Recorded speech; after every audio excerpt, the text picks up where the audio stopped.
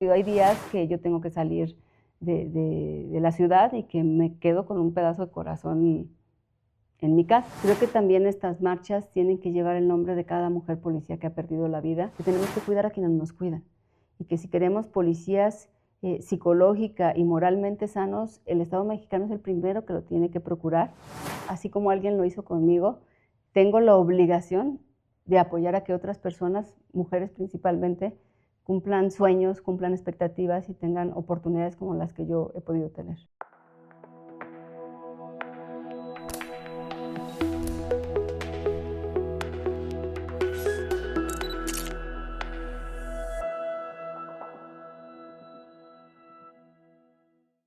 En un país donde la seguridad suele narrarse con cifras y titulares duros, la doctora Sofía Webb ha aprendido a contarla desde otro ángulo, el humano. Policía Federal, experta en comunicación, exsecretaria ejecutiva del Sistema Estatal de Seguridad y vocera en momentos clave para Guanajuato. Su trayectoria se ha construido en uno de los terrenos más exigentes y tradicionalmente masculinos del servicio público. Pero detrás del uniforme hay una mujer que también es madre, esposa y formadora de nuevas generaciones de policías. Una mujer que ha mostrado firmeza sin renunciar a la sensibilidad. En el marco del Mes de la Mujer conversamos con ella no solo sobre seguridad, sino sobre resiliencia, liderazgo y el peso emocional de proteger desde la convicción. Bienvenidas, bienvenidos.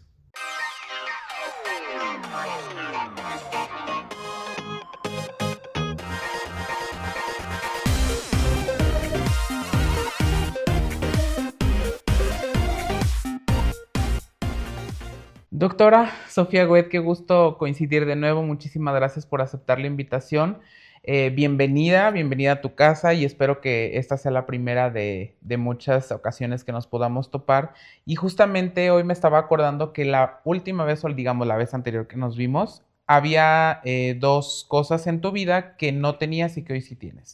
Uno, ya eres mamá.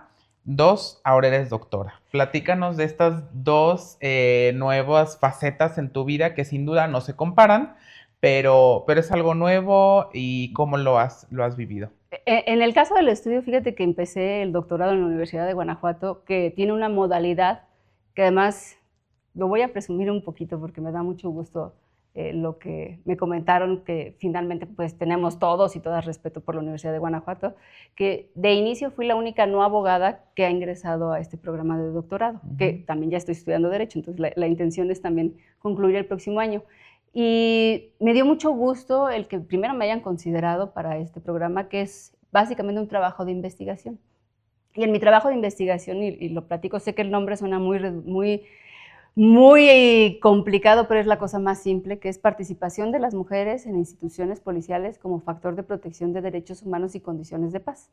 Y lo inicié bajo una idea mía de creer que las instituciones podían ser mejores, las de seguridad, cuando tenían más mujeres. Y el trabajo que he venido realizando me ha permitido entender que efectivamente es cierto, hay evidencia de ello. Y estoy en ese proceso de terminar este semestre, entonces todavía estoy en calidad de doctoranda, pero que espero ya para el verano haber terminado un proceso que además me deja pues distintos momentos, a veces triste por los datos que encuentras, otras veces con ilusiones, otras veces con expectativas de poder lograr algo. Y lo quise comentar antes de lo de mi bebé, porque curiosamente en estas ideas que uno tiene antes de ser mamá, y uno piensa que por primera vez en su vida va a parar 3 meses con la licencia de maternidad. Curiosamente yo pensé hace 2 años que en mi licencia de maternidad seguramente iba a acabar el doctorado, con esos 3 meses que iba a estar como nunca había estado en mi casa, ¿no? Claro que no hay idea más absurda que pensar que estar 3 meses en tu casa con un bebé recién nacido te va a dar tiempo para otras cosas, ¿no? Entonces, no, esa fue una falsa ilusión que solita me hice porque hubo quien me dijo, no, no creo que traigas la idea correcta. Y pues sí, efectivamente, el tema de mi hijo, pues que además creo que para mí, por lo que lo podría contar diferente a otros casos, es que para mí fue un tema que postergué muchísimo, porque finalmente en la vida profesional y desafortunadamente y tristemente, las pausas laborales que tiene que hacer uno como mamá pegan en la carrera. Entonces, no quiero decir que me esperé lo más posible, pero sí me esperé más de lo que podría haber deseado, ¿no? Ya casi fue así en la rayita, pero también creo que soy hoy una persona más sabia de lo que era hace 10 años, ¿no? Una persona mucho más paciente y que disfruto muchísimo a mi hijo, pero de verdad mucho, y que hoy mis preocupaciones creo que afortunadamente no son las que tenía hace 15 años, ¿no? La estabilidad emocional, económica, laboral que tengo hoy no la tenía hace algunos años, y eso creo que me permite estar en un punto de equilibrio para poderlo atender mejor, ¿no? Sin dejar de tener una vida profesional, pero también manejando de manera diferente mis tiempos. Y te puedo decir que con lo que hoy veo de él, creo que ha sido una buena decisión, ¿no? Es un niño que acaba de cumplir 2 años y tiene una estatura más alta y tiene una chispa y una simpatía y una amabilidad, que eso no solamente lo hemos fomentado, pero también creo que él la tiene, que incluso después de una vacuna y después de unas lagrimitas todavía voltea y le dice al doctor, gracias, y que eso pues ha sido, creo que parte de los resultados pues de un esfuerzo con mucho amor de su papá y de su mamá y de la gente que tiene alrededor.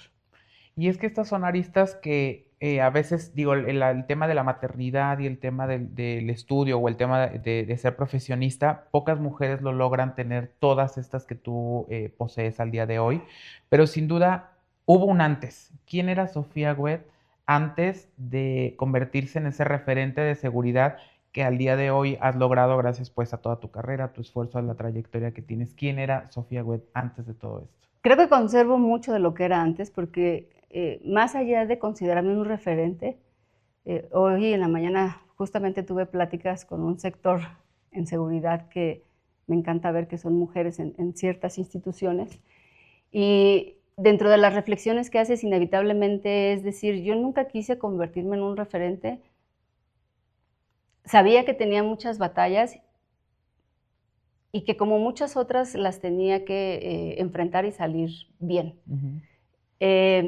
Creo que siempre he sido la misma desde niña, que es hacer las cosas bien, hacer lo que decides bien, comprometerte, y que si vas a tomar una causa o vas a tomar un proyecto, o que si eres amiga de alguien, o que si siempre llegar, digamos, hasta tu máximo esfuerzo, ¿no? Y creo que el convertirte en referente, el abrir camino o en algunos casos poder promover otras cosas es la consecuencia de algo, ¿no? Es la consecuencia de una consistencia y persistencia, porque creo que algo que he buscado siempre es primero ser coherente entre lo que digo y lo que hago, tener una consistencia de que no pase un solo día en el que yo pueda hacer algo en beneficio de alguien más, en beneficio mío en el tema de estudio, de ejercicio, de cosas que el ser humano necesita, pero también de seguir poniendo en mi camino una piedrita más que me lleve hacia pues, lugares en los que uno siempre ha soñado, ¿no? Y justamente en este ejercicio de voltear hacia atrás de lo que ya fue, de lo que te construyó, ¿qué hecho, qué historia, alguna anécdota o algo que tú recuerdes muy preciso que te dio ese referente que al día de hoy dices, a lo mejor eso era un previo de que hoy iba a llegar esto o que iba a convertirme en esto? Fíjate que en mi caso, digo, hay varios temas, ¿no? Que después de cuando pasa el tiempo y reflexionas, entiendes que uno se programa para las cosas incluso inconscientemente. Uno de ellos es que yo siempre supe que iba a trabajar con el presidente. Siempre. No me preguntes por qué, pero de niña yo sabía que iba a trabajar con el presidente. En mi caso, pues me tocó trabajar, si no directamente así de voltear escritorio de llamada, pero me tocó trabajar en Presidencia de la República.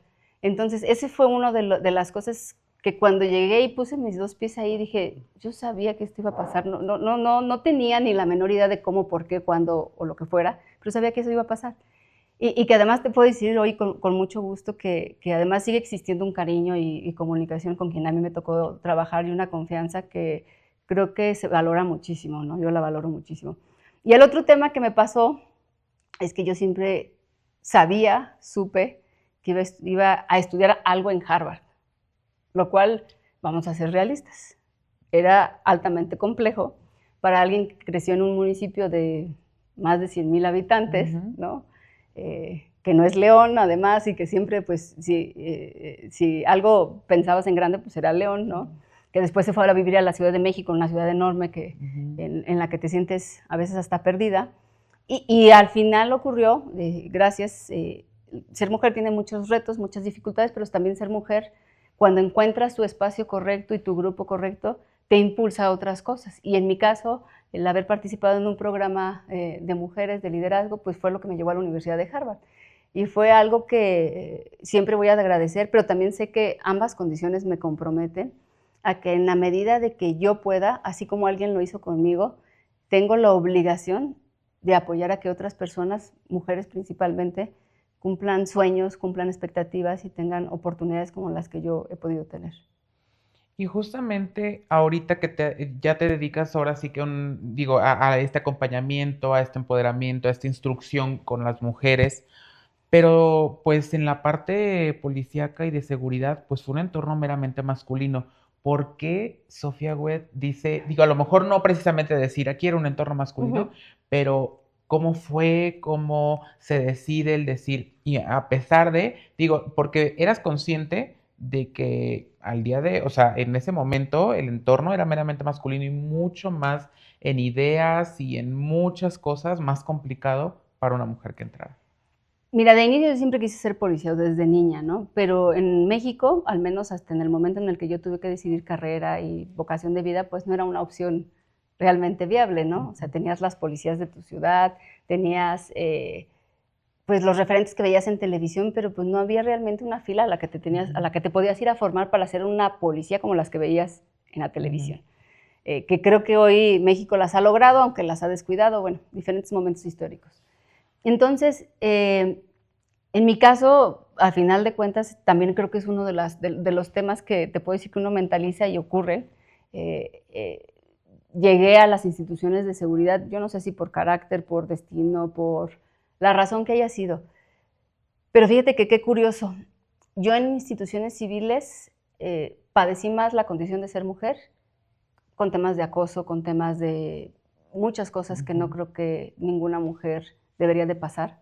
Además, muy chica, entonces no lograba entender cuando yo daba, entre comillas, pie a ciertas cosas y no logras entender cómo incluso defenderte. Y cuando pude respirar por fin fue cuando llegué a una institución de seguridad. Y no es que haya salido corriendo de un lado para otro, no, pero llegué a las instituciones de seguridad y dije, estoy tranquila en ese aspecto de sentir algún tipo de acoso, de sentir algún tipo de presión. Pero además pasaron como cosas curiosas. Yo realmente nunca estuve consciente de que era una mujer, porque tuve jefes creo que muy sabios, tuve jefes que creo que más allá de mi género pudieron entender el valor que yo podía aportar, ¿no? La lógica que probablemente por ser mujer diferente podía aportar en la discusión o en la mesa. Y tuve jefes muy generosos que siempre confiaron en mí y confiaron en lo que yo podía decir, hacer y en mis capacidades. Si hubo otros entornos en donde incluso tu aspecto físico pues genera un sesgo, ¿no? De decir, pues vamos a ver qué tan tonta es, ¿no? Entonces, también eso me pasó y que yo creo que para mí, después de haber pasado muchas cosas difíciles, para mí era, pues, es una prueba más. Pero sí, efectivamente, muchos ambientes machistas, ¿no? Muchos ambientes en donde a una mujer, a pesar de tener las capacidades y a pesar de seguirte capacitando, no solamente en conocimiento, sino también en experiencia, sí los espacios son mucho más limitados en materia de seguridad. Que eso ha sido pues también una de mis misiones de vida, que yo estoy convencida que si una mujer ingresa a la seguridad, las mujeres somos las que cambiamos. Nuestra vida familiar, lo que yo te decía que yo hasta el filito de mi posibilidad biológica tuve a mi hijo, ¿no? Que incluso hay mujeres que se endurecen, hay mujeres que se masculinizan. Entonces, si una ingresa, la mujer es la que cambia, pero también estoy convencida y cada día estoy más de que cuando somos muchas mujeres las que ingresamos al ámbito de la seguridad, lo que cambia es la seguridad, porque adquiere diferentes matices, diferentes visiones, diferentes incluso posibilidades de solucionar temas que se han venido atendiendo como siempre, y lo voy a decir con mucho respeto, porque además es muy necesaria la testosterona, pero con pura testosterona. Y que además hay una idea preconcebida de que las mujeres, porque a mí me lo llevan a decir, oye, pero no eres muy sensible para el tema de seguridad. Y algún momento me molestó hasta que entendí que de tu lo que podrían considerar como tu mayor debilidad podría convertirse en tu mayor fortaleza. En el caso mío, siendo mujer, pensaban que era mi mayor debilidad. Y entonces después entendí que esa era mi mayor fortaleza porque veía las cosas de manera diferente, podía construir cosas de manera diferente. Y mi pregunta después era a la inversa, dije, ¿y no será eso lo que se necesita para obtener resultados diferentes? Entonces, la condición de ser mujer solamente me la han recordado aquellos que son machistas. Absolutamente. Y ahorita justamente enlazándonos con este tema de la sensibilidad, no quiere decir, no quiere decir a fuerza que sensibilidad es debilidad. Exacto. Tú lograste construir entonces sensibilidad, pero autoridad, liderazgo a partir de la sensibilidad, digo, porque yo veo que al día de hoy, cuando han sido los cierres de capacitaciones o de cursos con las mujeres policías, pues hay de todo en las mujeres policías, hay mamás solteras, hay jefas de familia, hay a lo mejor policías que tienen su familia estructurada, normal, o jovencitas, ¿no? Que apenas van iniciando, pero platícanos de esto, ¿no? Qué importante es construir sensibilidad a partir, perdón, autoridad y liderazgo, pero sin dejar de lado de la sensibilidad. El otro día leía una frase que me encantó y no la voy a parafrasear como tal porque no me la aprendí, pero decía que había mujeres guerreras y había mujeres a las que les gustaban las flores. Y que lo mejor o un gran hallazgo eran a las mujeres que les gustaban ambas cosas. Y a mí me encantó porque creo que dentro de toda esta fuerza que he tenido que adquirir al paso de los años, porque sí la tienes que adquirir, porque hay pérdidas, porque hay retos, porque hay condiciones complicadas, etcétera, etcétera. Si algo creo que nunca he perdido es mi feminidad y mi orgullo de ser mujer, ¿no? E incluso desafiar vistiéndome de rosa porque me gusta el rosa, no porque sea un color asignado al género, sino porque es un color que me gusta. Bueno, ya no usaba uniforme. Y desafiar siendo una mujer que disfruta ser mujer. Entonces creo que esa sensibilidad y esa condición de mujer nunca debe estar peleada con el tema de la autoridad. Nunca una mujer, para dar una imagen de autoridad o de fuerza, puede o debe masculinizarse, porque justamente lo que va a estar perdiendo es su esencia.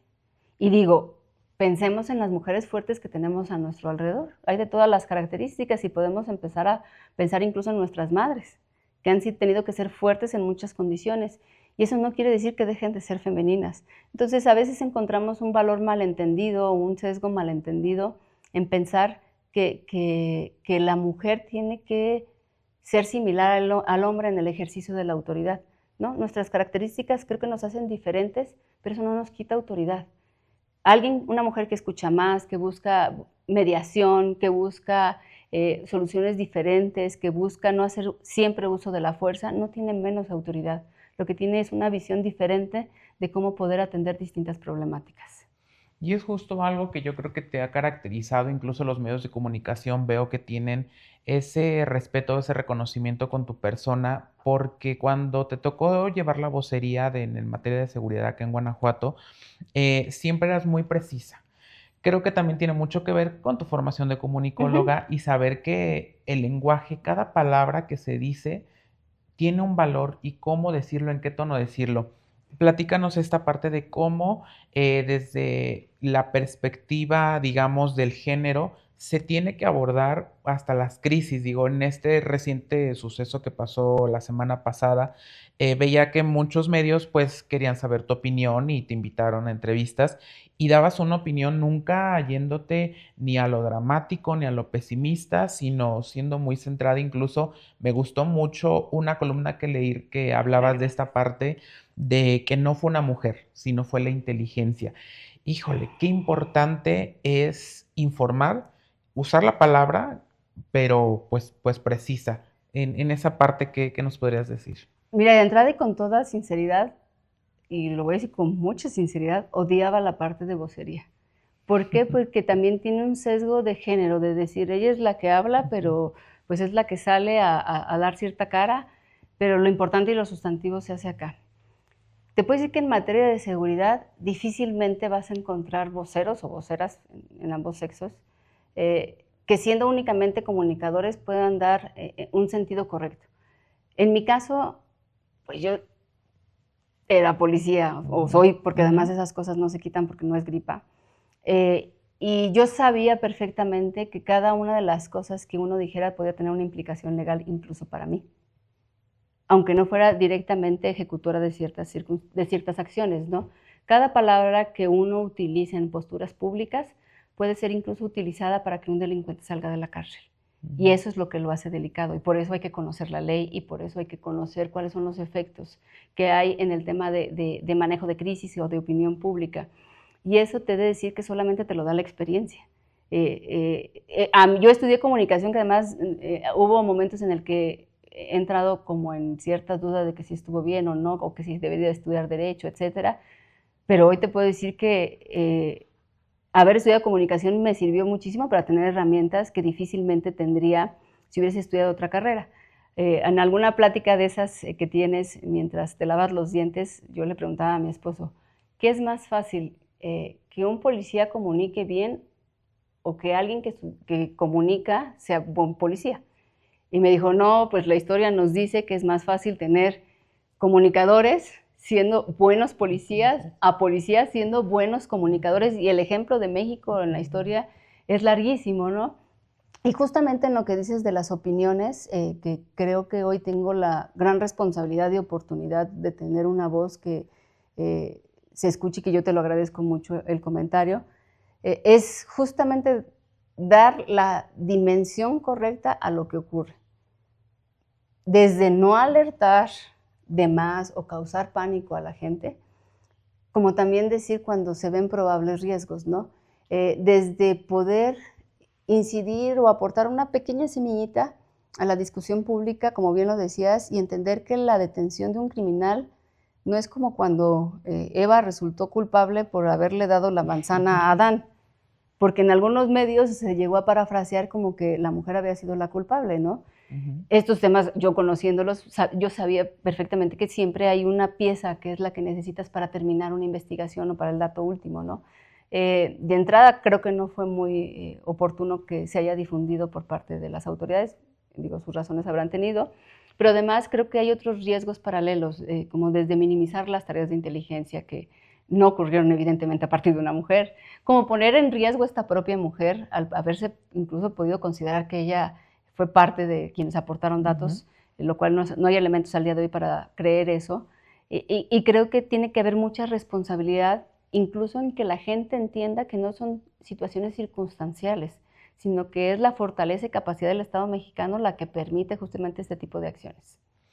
En tu punto de vista, ¿qué consideras que hoy necesitan las policías en México? Lo que necesitan es continuidad, lo que necesitan es alejarse de los temas políticos, porque si algo no ha permitido a las policías en este país crecer, mejorar y dar un servicio de calidad a la ciudadanía, son los esquemas políticos en donde a las instituciones policiales se les desaparece, se les cambia el nombre, se les desaparece también la certidumbre a sus integrantes. No sabes qué va a ocurrir cada 3 o 6 años. Y que además en ocasiones lo que ocurre es que mientras condenamos al policía, digo, podría pasarme horas en críticas, pero seré muy puntual, mientras al policía se le cuestiona, se le culpa, se le señala, muchas veces quien toma las decisiones sobre él, la parte política, no tiene la probidad o no tiene esta credibilidad o no tiene esta grado de confianza que debería tener quien toma las decisiones en materia de seguridad. Y el otro aspecto, que es algo que poco reflexionamos en México, es que mientras sí tenemos comisión de víctimas y que es muy necesaria a nivel estatal, federal, etcétera, tenemos programas de atención en centros penitenciarios en donde se les dan clases de baile, de psicología, de nutrición a las personas privadas de la libertad, mientras hay programas de radio, de televisión, que entrevistan, por ejemplo, a quienes han violado la ley, creo que con la intención muy sana de entender un poco más qué los llevó a eso. A las y los policías se les condena a vivir comiendo cuando pueden, como pueden, viviendo sus circunstancias psicológicas sin una ayuda profesional. Queremos a las y los policías más sanos, pero no les damos ni siquiera el tiempo para poder tomar una sesión privada de psicología, y mucho menos pensaríamos en que la institución misma se las pueda dar. Evidentemente, pues no hablamos de planes nutricionales, de menús, de comedores en los cuarteles o en las instalaciones policiales. Entonces, no hablamos de considerarles víctimas a veces de ciertas circunstancias cuando, por ejemplo, tienen lesiones o cuando son sus hijos a quienes pierden a su papá y no son considerados víctimas. Entonces, creo que eso ha hecho mucha falta en el sentido de que no hemos entendido que tenemos que cuidar a quienes nos cuidan y que si queremos policías psicológica y moralmente sanos, el Estado mexicano es el primero que lo tiene que procurar, así como procura hoy y que se demanda cada día más la atención a víctimas, pues también de las y los policías. Y específicamente de las mujeres, ¿qué consideras que hace falta estructuralmente para En el caso ellas? de las mujeres, digo, también es un tema complejo porque la policía surgió, la participación de la mujer en la policía surgió pues por un asunto muy práctico de hombres. Necesitaban mujeres cuidando niños y cuidando otras mujeres y realizando inspecciones mujeres a mujeres, no porque hayan estado convencidos, sino porque había tareas que tenía que hacer la mujer. Así como en casa lo hacemos, en el cuidado de los niños, etcétera, fue trasladar exactamente la misma función al ámbito policial, ¿no? Y ahí, en muchas ocasiones, lo que hicieron fue dejar estancado su crecimiento y su posibilidad de seguir creciendo, valga la redundancia, en sus oportunidades laborales y de capacitación. Y digo, la prueba es que si estamos hablando que en los años 20-30 se ingresaron las mujeres y que al día de hoy, a nivel nacional, tengamos una sola Secretaría de Seguridad Pública en todo el país, pues te habla de que mucho no hemos avanzado, ¿no? De que solamente menos del 10% de mandos a nivel nacional, y hablamos de todos los niveles de autoridad, sean mujeres, pues tampoco hemos avanzado mucho. Cuando hoy vemos que prácticamente el 50% de quienes ingresan a las instituciones policiales son mujeres. Pero lo que ocurre es, se les condena a ciertas tareas asistenciales, ¿no?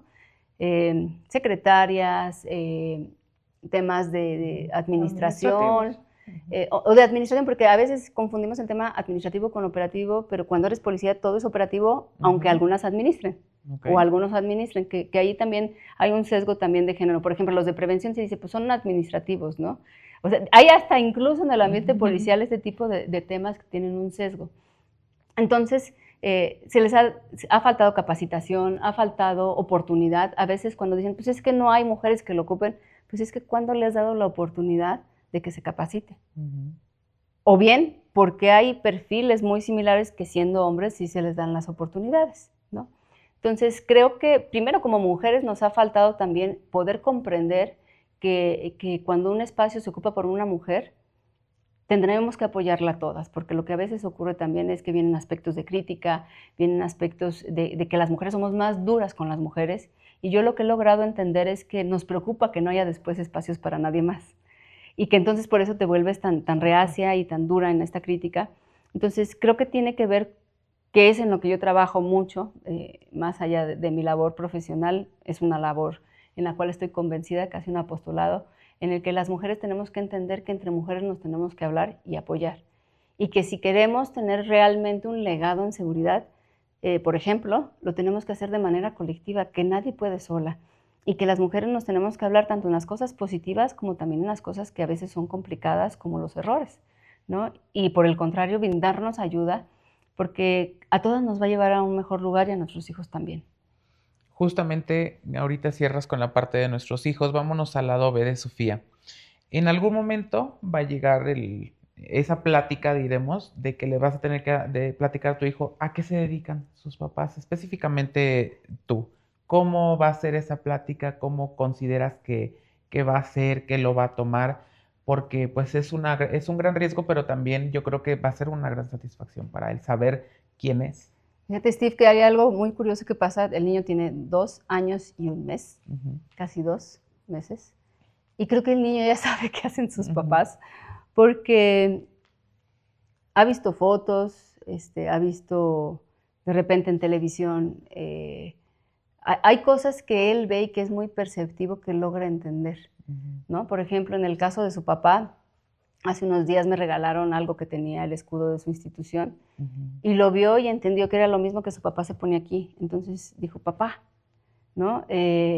Ha visto, por ejemplo, uniformes míos, uniformes de él, papá, mamá. Él entiende, creo, de alguna forma, que nosotros estamos inmersos en este mundo y que afortunadamente, no al grado que quisiéramos, porque reflexionaba yo que esta canción que decía, debí tirar más fotos cuando podía, es muy real.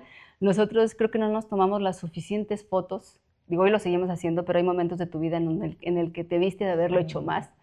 Pero afortunadamente tenemos hoy fotos, materiales que el día que él los vea, por ejemplo, voy a citar uno muy particular, el día que él nos vea, porque tanto como su papá como su mamá recibieron reconocimientos por parte del presidente, creo que para él va a ser entender, a lo mejor porque no tuvo hermanos, porque ya no va a tener, al menos por mí no, ¿verdad? Pregúntenle a su papá, espero que su papá diga lo mismo. Podrá entender muchas otras cosas del amor y la devoción que le tenemos, y también del mundo tan complejo que vivimos. Y cierro muy rápido. Hay días que yo tengo que salir de la ciudad y que me quedo con un pedazo de corazón en mi casa, y que le digo a mi esposo, es que me pesa mucho de irme y dejarlo. Y él me dijo, pero es que él tiene que entender que sus papás tienen misiones diferentes a una mamá que siempre está, porque además todas son respetables y todas son muy valiosas, solamente son diferentes, ¿no? Y cuando él entienda cuál es la misión que tú tienes, va a estar muy orgulloso. Entonces, dale ese gusto y dale esa oportunidad de que él crezca en el orgullo contigo, y vete tranquila. Me dices, es muy perceptivo, y parte de eso yo creo que, y digo, no solo tú, yo también lo he oído de mis tías o de amigas que son mamás. ¿Qué lecciones te ha dado? Uy, Porque todas. dicen, es que ellos me han dado grandes lecciones, Ay, pero no. hablemos a lo mejor de fortaleza, ¿no? De No, bueno. liderazgo. La maternidad específicamente quizá te ha enseñado más que la No, carrera, digamos, laboral, ¿no? Que el mundo laboral. mira, voy a compartir algo muy, muy personal, que creo que son de las cosas que más me dan risa, ¿no? Ya después que pase el tiempo. Yo, por alguna razón, nunca me han gustado las inyecciones. Jamás en la vida me han gustado las inyecciones.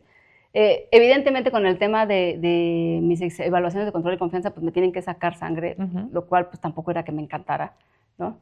Y cuando me embaracé, primera la doctora me mandaba cada mes a sacar sangre, lo cual para mí era de...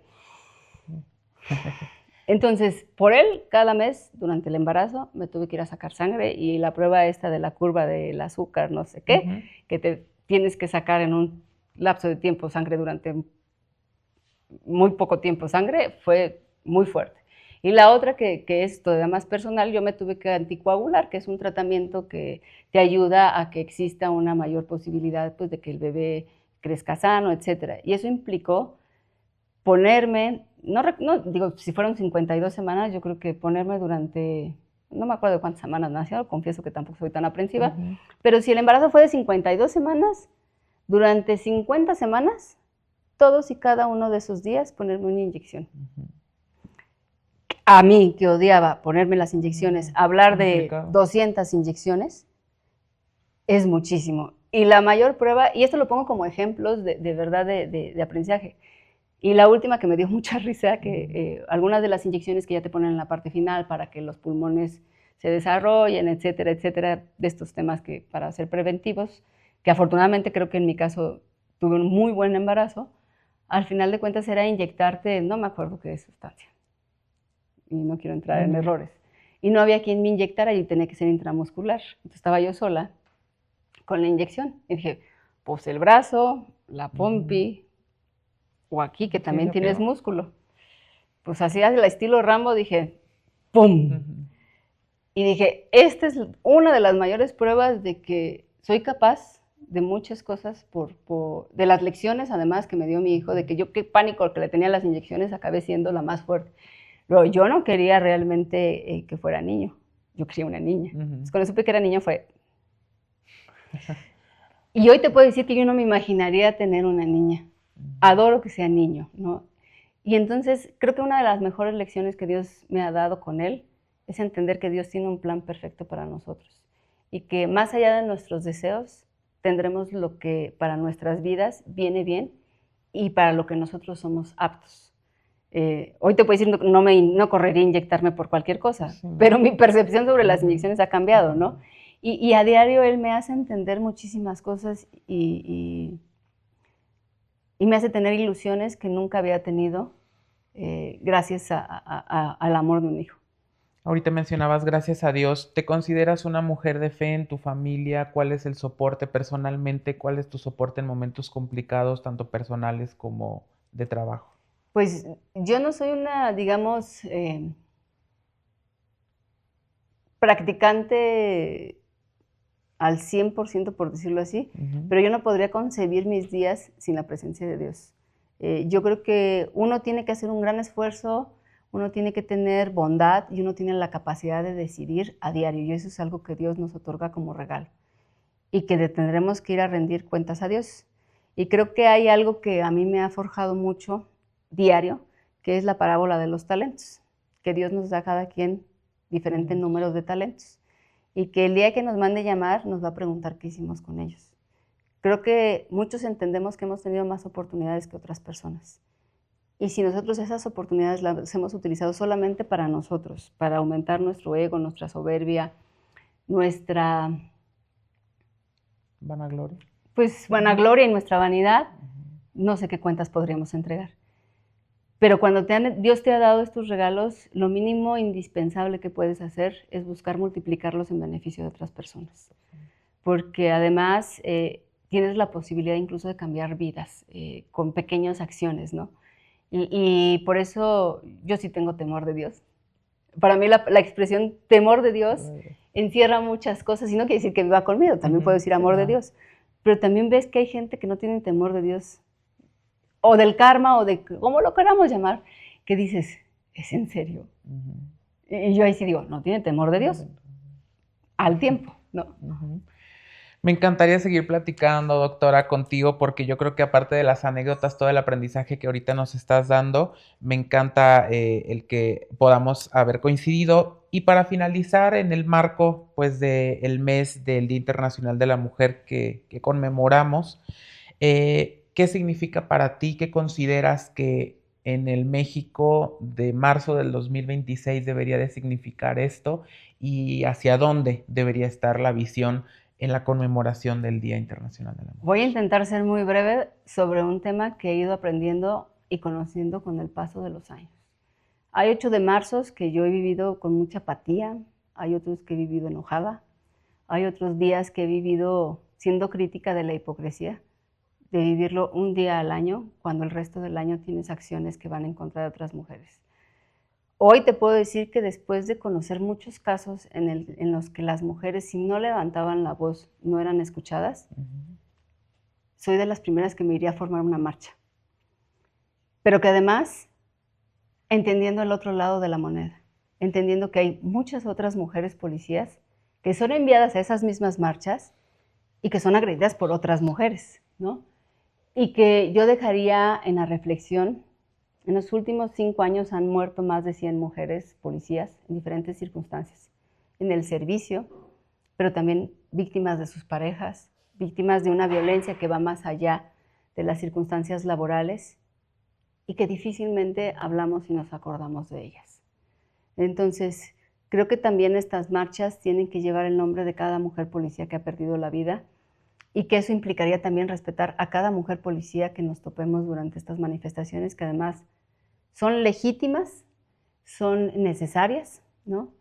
Hay veces que yo era una de ellas que criticaba un poco el tema de pinta de monumentos y demás, y en algún momento entendí que hay gente, digo, yo no lo haría y no promovería que lo hicieran, y también siento feíto, pero luego entendí que hay gente a la que le preocupa más una graffiti en el Teatro Juárez que la muerte de un adolescente. Sí se indignarán por un graffiti en el Teatro Juárez, pero no dirán nada sobre una niña que fue asesinada o violentada y que incluso pudieran haber tenido alrededor y que nunca fueron para ir a preguntar qué necesitas. Entonces, creo que hacen falta estos recordatorios de decir que hay muchas deudas, porque además creo que la primera violación a los derechos humanos de las mujeres es que su condición provoque un trato diferente en todas las circunstancias. Maestra, doctora Sofía, Muchas muchísimas gracias. gracias nuevamente por ser, qué coincidencia que siempre eres como la madrina de estos nuevos proyectos Muchas que gracias. iniciamos, y pues estamos muy agradecidos por tu tiempo, por todo lo que el día de hoy nos has compartido. Si nos haces el honor en este libro, Ay, les muy vamos a pedir a bien. todos nuestros invitados e invitadas que vayan poniendo algún mensaje, y pues queremos que tú lo inicies ahora sí que luego en la primera hoja, por favor. Y Muchísimas nuevamente gracias. muchas gracias. Y pues muchas gracias por habernos acompañado. Nos vemos a la próxima. En cada historia de esta serie hay un punto en común. Mujeres que no pidieron permiso para ocupar espacios que durante años les fueron ajenos. La trayectoria de Sofía Webb no se mide solo por cargos o responsabilidades, sino por la forma en que ha demostrado que la autoridad también puede ejercerse con inteligencia emocional, comunicación clara y un ejemplo constante. En marzo, cuando el foco se coloca sobre el avance y pendientes en materia de igualdad, su historia recuerda algo esencial. La fortaleza no está peleada con la sensibilidad, y el liderazgo femenino no busca parecerse a nadie más, sino que construye su propio lenguaje. Porque hoy, más que nunca, la seguridad, como el poder, también tiene voz de mujer.